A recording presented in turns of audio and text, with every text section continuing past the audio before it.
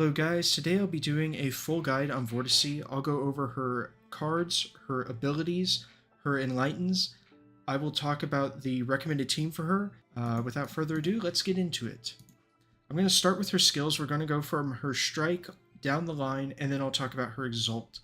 So her strike deals damage and gives her 10 Alimas at level 6. At level 1 it will be 5 Alimas. Her defense gives her shield and 5 Alimas. It'll be 10 Alimas at level 6. Her rouse card. The reason why I'm not going over the crit, by the way, on the strike and defense, we'll get there in a little bit. So I'm not forgetting it. I see it there. We're just not there yet. Her rouse card says draw 1 reload. So reload is one of her skills. After Vortice unleashes a pursuit, the next Vortice exalt gains additional tentacle damage, stacking up to 5 times. So her rouse card buffs her exalt when she releases pursuit. Let's go ahead and skip to reload. That way we can go over what her pursuit does. So her reload card says gain 1 stack of Vortex reload. It's usable 3 times and it has retain. What Vortex reload does is after another awakener unleashes exalt, you consume 1 stack of Vortex reload and Vortice unleashes Vortex Shell as a pursuit. And Vortex Shell is a special ability unique to Vortice. It says you deal 5,760. By the way, this damage scales off of the level of reload. So you deal some amount of fixed damage plus a percentage of the target's max HP to the enemy with the highest HP, and then it increases your tentacle damage. That tentacle damage buff is permanent, it's not temporary. So as you're using Vortex Shell, because you're increasing your tentacle damage, this is going to buff her exalt, because her exalt damage is based off of tentacle damage. And because this targets the enemy with the highest HP, you don't have to worry about, using a super high damage skill on a low HP enemy. Her buff can stack up to 3 times, by the way. But now let's go over her exalt. It dispels burn from all the cards in your hand, which is nice, not usually helpful. You're going to deal damage equal to 750% of your tentacle damage, which scales off of the level of your exalt. You'll deal that damage to all enemies, and you deal 3 times the damage to the enemy with the highest health. You sacrifice up to 3 additional permanent tentacles, so this does not include your temporary tentacles. So you sacrifice up to 3 additional permanent tentacles, each one gives you additional critical damage. Then you gain 62 permanent Realm Mastery, and for every 20 Alimas spent, other Awakeners gain 1 Alimas. So that's what she does. Now, I want to go over the Enlightens real quick before I break that all down, because the Enlightens drastically affect her skills. Her first Enlighten is called Endless Tide. Vortex Shell additionally deals fixed damage equal to 0.5% of the target's max HP. It gives you a Realm Mastery plus 50 after using your Exalt. For each point of Realm Mastery that Vortice, her Wheel of Destinies, and Covenants have, Vortex Shell deals an extra fixed damage equal to 0.005% of the target's max HP, and the Realm Mastery gained after casting Abyssal Vortex Cannon, which is her Exalt, is increased by 0.5. So the reason why on my Vortice, the numbers for Vortex Shell is 0.62 instead of 0.5, and the Realm Mastery is 62 instead of being 50, is because I'm currently looking at her in a team, and the Realm Mastery is being factored into her buffs. Her second Enlighten, called Roaring Abyss, says that her strike and defense increase the next Vortice Exalt's critical rate by 10%, so it's going to help us actually crit with her Exalt, and it reduces the next reload Arithmetica cost by 1, and that cost reduction persists between turns. So basically, her strike and defense become free. Her second Enlighten is extremely, extremely good, because you always want to use reload, because using reload gives you the pursuit, which is your high damage skill, and it buffs your exalt, which is your highest damage skill. So having Enlighten 2 is insane. And then her Enlighten 3, Shackled Impulse. Abyssal Vortex Cannon now deals 3 times HP to the enemy with the highest damage instead of 2 times, so base Vortice only deals 2 times damage. And then it also adds that Alimas buff on top of her Exalt. If you were to get the Over-Exaltation, the critical damage gained per tentacle sacrifice is doubled, so instead of 50%, it becomes 100%. And the next 5 Vortex Shell Unleash trigger 2 times, so her pursuit will trigger double for the next 5 times. That is really nice, but you have to remember her base Alemus is 200, so this would require you to get 400 Alemus. So it's not going to be easy. And then her absolute axiom says, Rouse, here it goes, is enhanced. After pursuit, the next Exalt's tentacle damage bonus increases by 50%, and the next Exalt deals fixed damage equal to 1% of max HP to the highest HP enemy, stacking up to 5 times.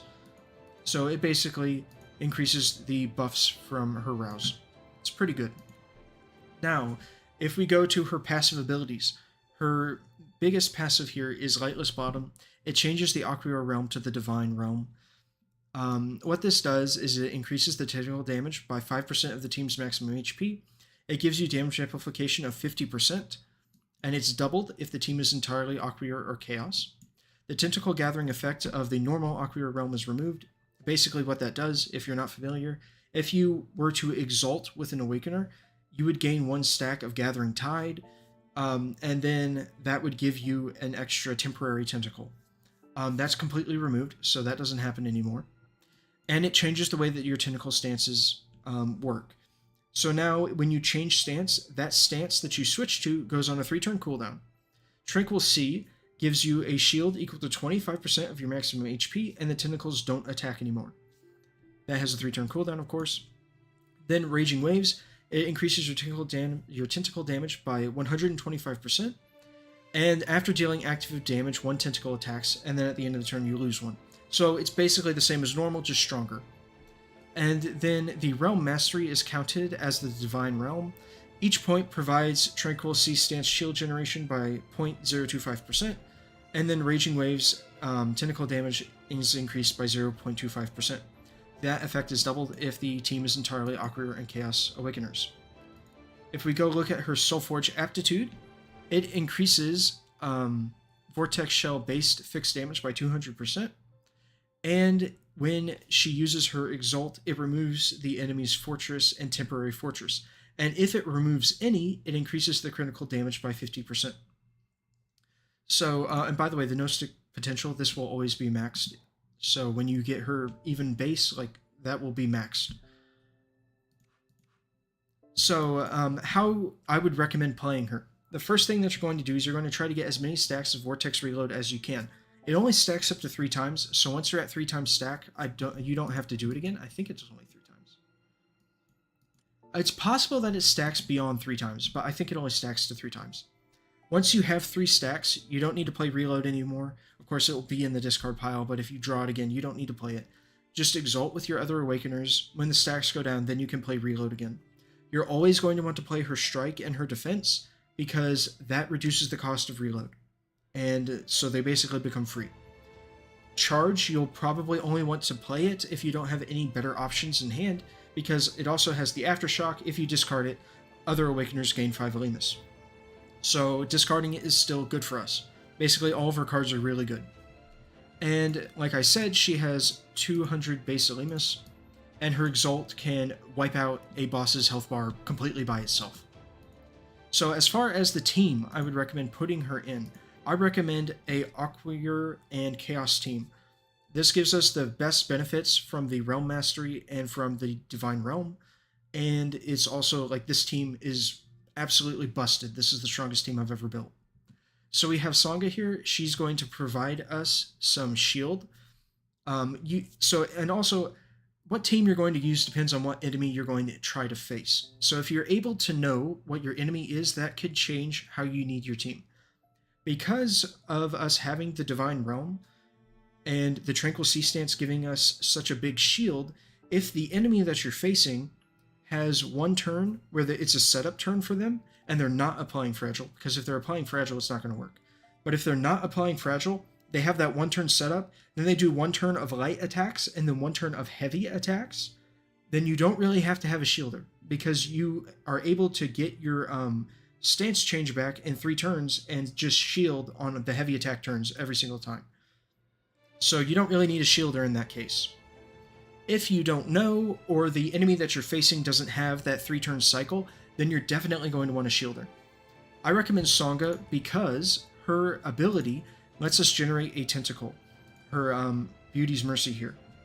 And that is really nice because we're consuming the tentacles to buff Vortice's Exalt, and that's not optional. It just happens.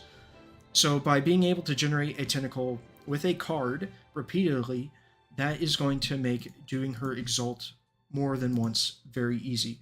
But what I found out, so originally I would try to Exalt on the first health bar and then Exalt again on the boss's second health bar. I found out that you don't have to do that. You can just let the pursuits completely clean out the first health bar and then Exalt on the second health bar. It's not going to be as much total damage, but it should kill whatever enemy you're facing, and it is a lot easier to pull off. For the support, like the healer, I recommend Inferno. If you run into go completely Aqueer, you can, and then you could use maybe Miriam, although she doesn't heal that much, or you could use Kaikus because he has passive healing. But I really recommend Inferno. She is insane for this team. Her Exalt provides us damage amplification by 50%. Her self-destruction provides us damage amplification by 50%, and it stacks. And it inflicts vulnerable on enemies, which is awesome. Her self-destruction can also apply weakness and strength reduction to enemies, helping us stay alive. Her Rouse card gives us passive healing at the end of each turn. And her Faith's Descent gives us healing based off of Doll's Alimus. She has 150 base Alimus. It's not as much as it sounds because of her Fate's Descent basically giving you a third of her Alimus back right away.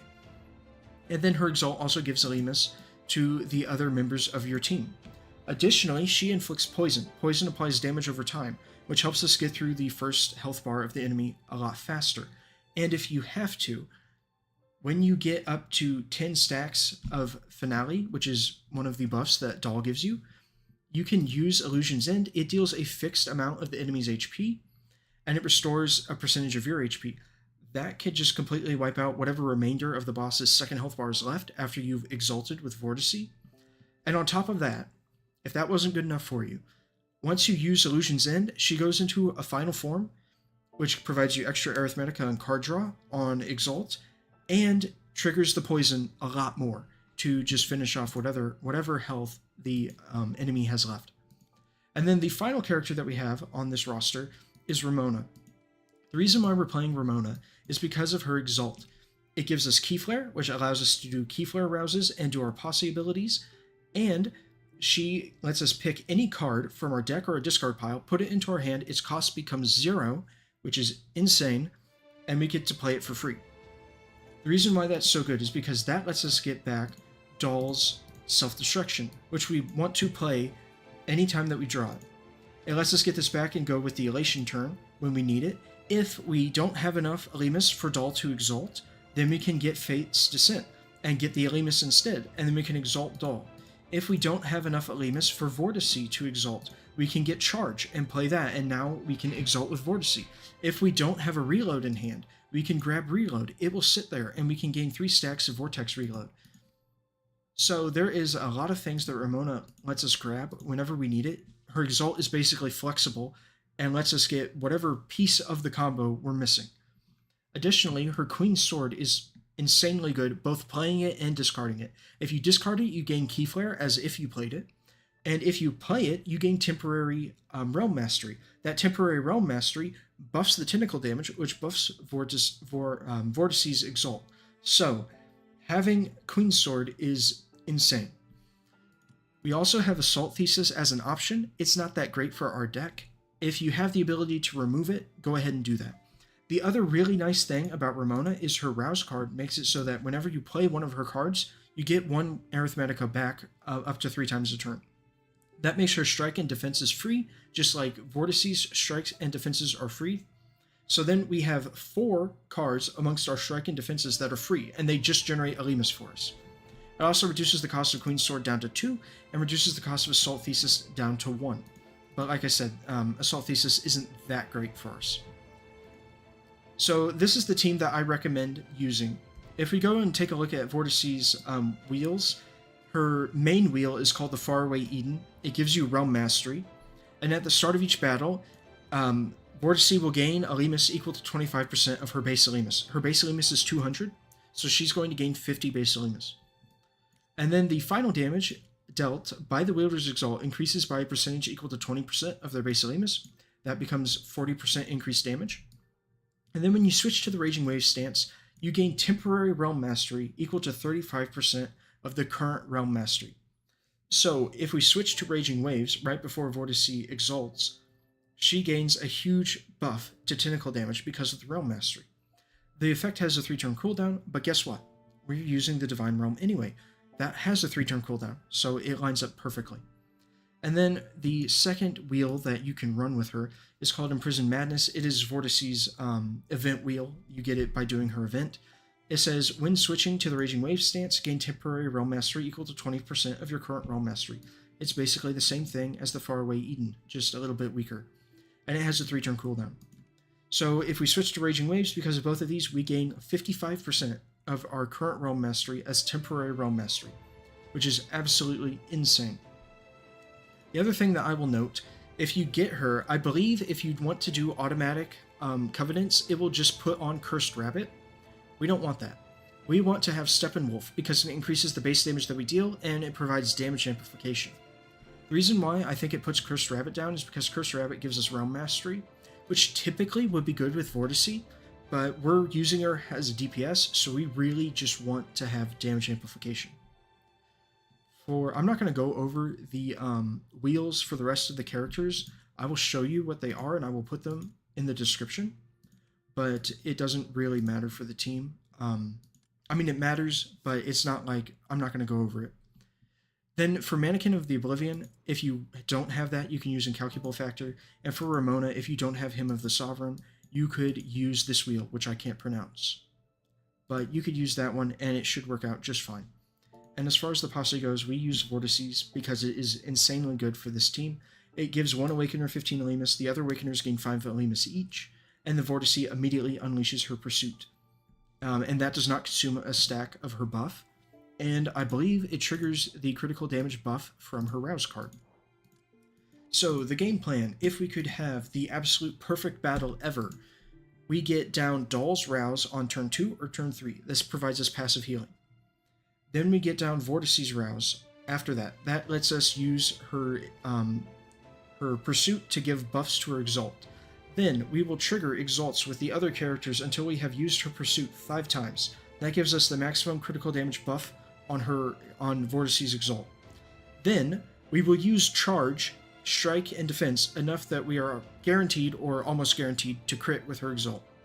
After we've done all this, we're going to wait until a turn where we can afford to go into the Raging Wave stance with at least 3 permanent tentacles, not including the one that you get at the start of the battle, so you would have to have 4, at the very least, tentacles total. Then we are going to use Doll's Exalt. That provides us a damage amplification buff. Then we're going to be using Self-Destruction, choosing the Elation mode. That puts Vulnerable on the enemy and provides us a damage amplification buff.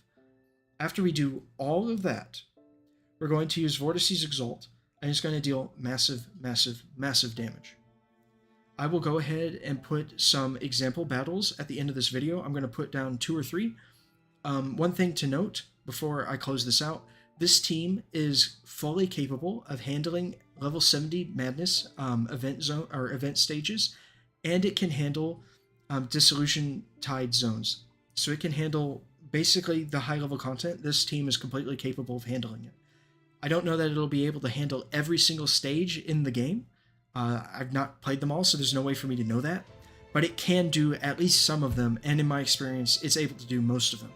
This is the strongest team I've ever built, and Vortice is an insanely strong character for, the investment that you have to put in to get her abilities out, which is basically, you get her to Enlighten 2, and she's already doing insane stuff.